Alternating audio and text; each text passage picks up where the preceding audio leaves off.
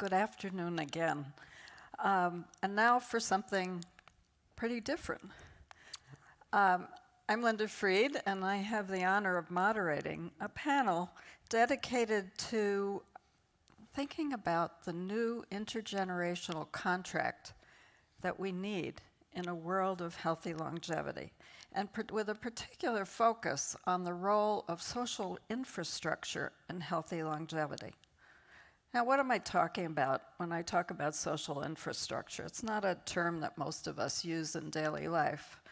But the definition of social infrastructure are the foundational services and supports, and services and structures that support the quality of life of a nation, of a region, of a city or a neighborhood.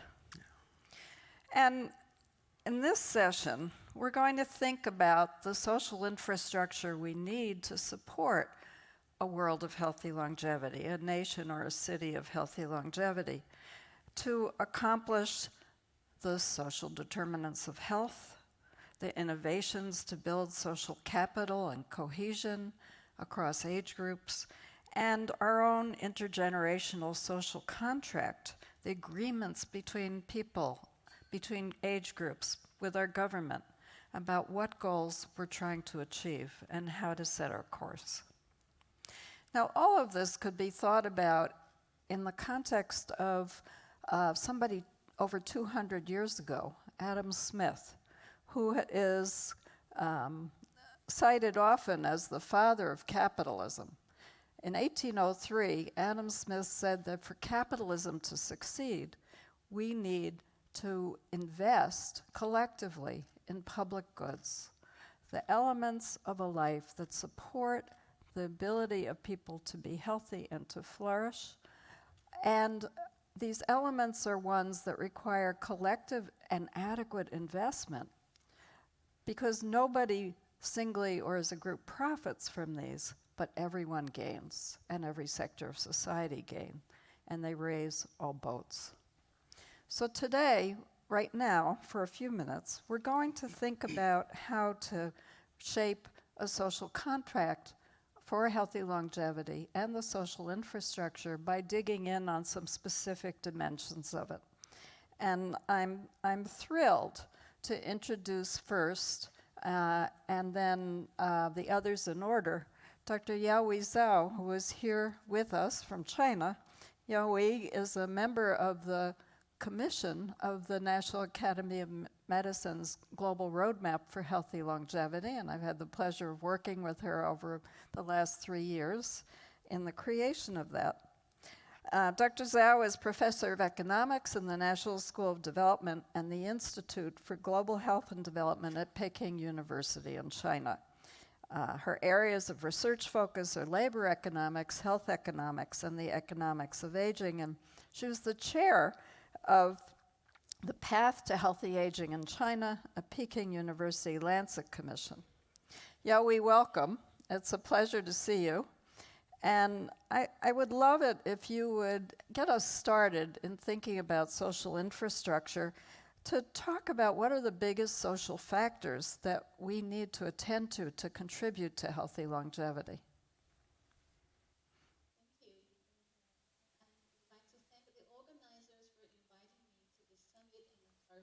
influenced by social determinants of health and other related factors.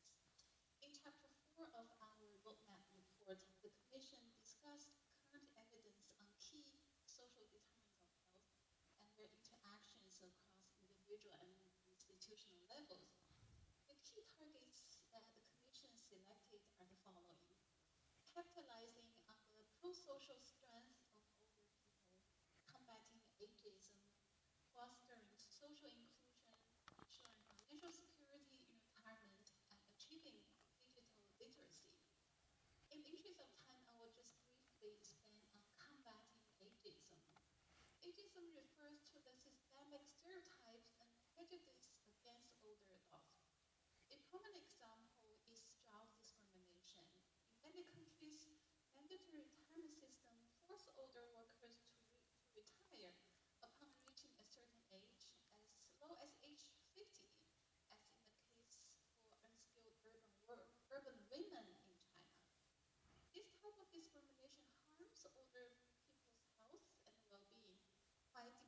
reducing their opportunity for incomes and causing poverty. It also reduces social engagement with coworkers and causes people to lose a sense of purpose of life. Contrary to stereotypes, older people bring to society tremendous values and capabilities. In countries that are experiencing dwindling workforce due to low fertility, older people can be an important source of labor supply. With the right structures, older people could bring decades of accumulated knowledge and experience to the workplace and help younger workers achieve success. Additionally, age societies often experience deficits in their social pension program, and older workers' continued participation in the labor force is key to correcting this problem. The Commission recommended that governments should develop evidence-based, multi-pronged strategies for reducing ageism against any age group, developing public and private partnerships to enable all people to contribute to society, and developing legal protections for the rights of older people and ending age-based segregation and discrimination. That's what I can say. Thank you. Yaohui, thank you so much.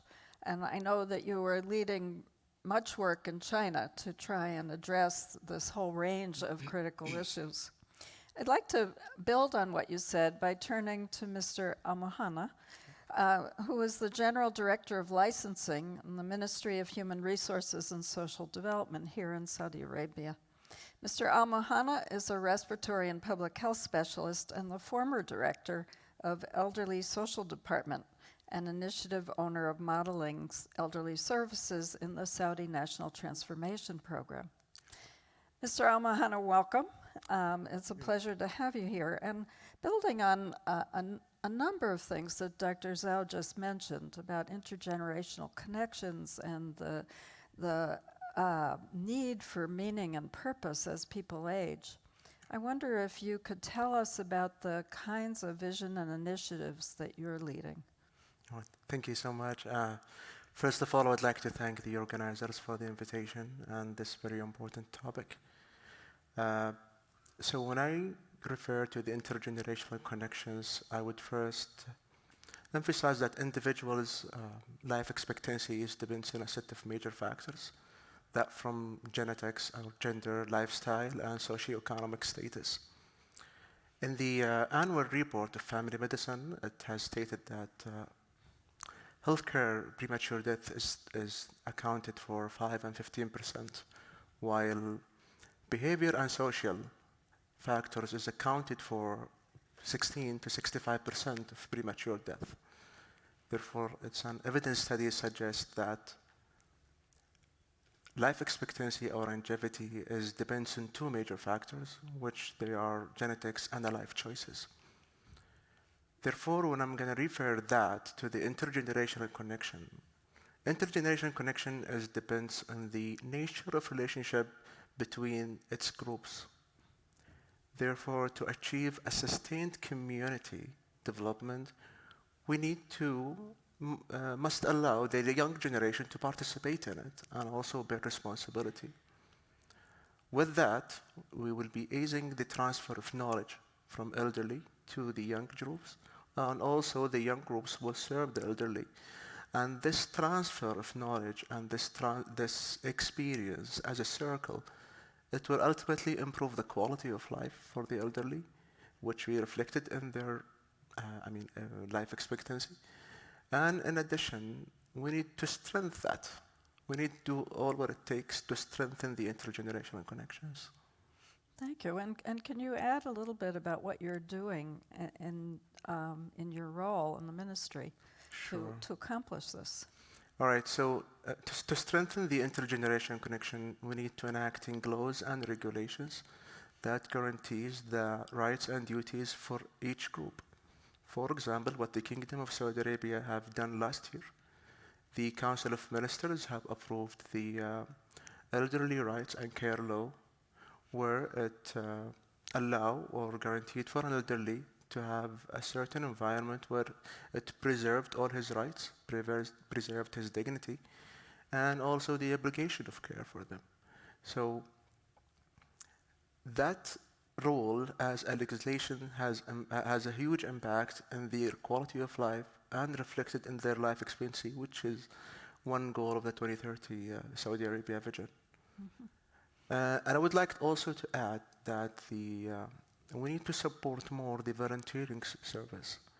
So the volunteering service between elderly and also the young groups, it will expedite and add more weight on the elderlies and also in the young generations. Thank you so much. You're welcome. So we've heard both from Dr. Zhao, a global and a national perspective from China. We just heard a vision from the Kingdom of Saudi Arabia and the Gulf region. I'd like to turn to Dr. Imed Gallouzi to talk to us now. Dr. Gallouzi is Associate Director and Chief Operating Officer of KAUST Smart Health Initiative here in Saudi Arabia. He has a background in molecular and cellular biology, and he has expanded from those roots to really thinking about how to integrate that into a humanistic version of precision medicine. I hope you accept my explication, Imed. But Imed, would you help us understand what you think the initiatives of the GCC could be in creating healthy longevity, and give us some examples from what you're doing? So thank you, Linda. Thank you for the organizer for the invitation. It's a great honor for me to be here on stage with you and in front of this esteemed audience.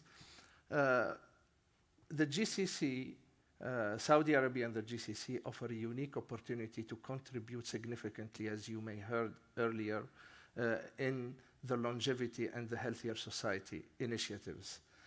And there are many areas you heard about them, but one thing probably we did not touch during this event is education. How can we create the next generation of thinkers will integrate longevity and healthier society in their way of thinking and their day-to-day activity? As you know, everything we do, we learned since our primary school. So we need to start thinking how to integrate that in education from early on, how you define ageism. This is a definition that probably our young generation needs to hear about from various sources and being educated.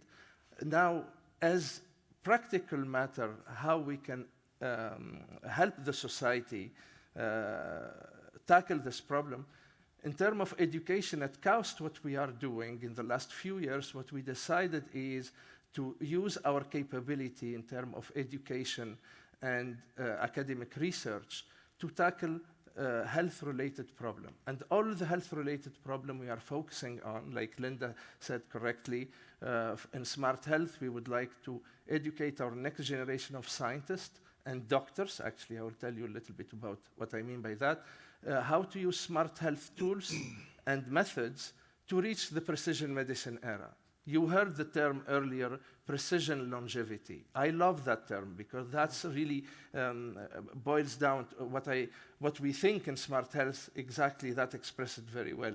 In a sense that somebody who will be thinking of addressing health issues as a scientist from basic science point of view, but anything we discover in the lab needs to be put in a global, in a more comprehensive way where lifestyle of the patients, when you address a disease, it's no longer enough to understand the mechanism and what's behind that particular disease. It is what's the patient who will develop that disease, what's the lifestyle, what's the condition, what's their, let's say, status economically, where they live, what's the pollution status of where they live.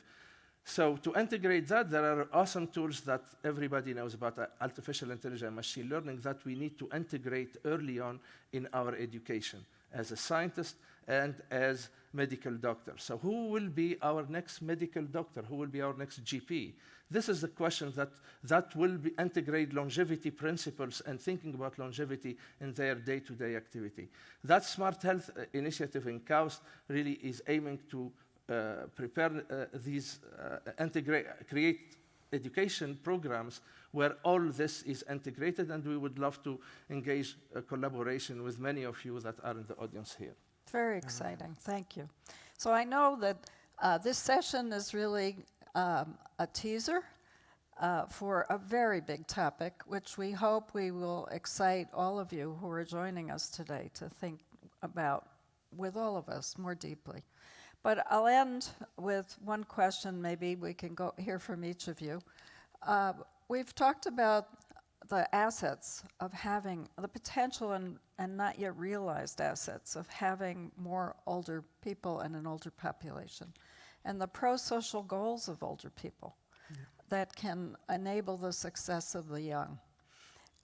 Could I go around our virtual table here, Yaohui, maybe starting with you, and ask, what would you dream that by 2050, if not by 2030, our world could look like? What's the one thing that you wish we could put in place so that all generations gain from each other?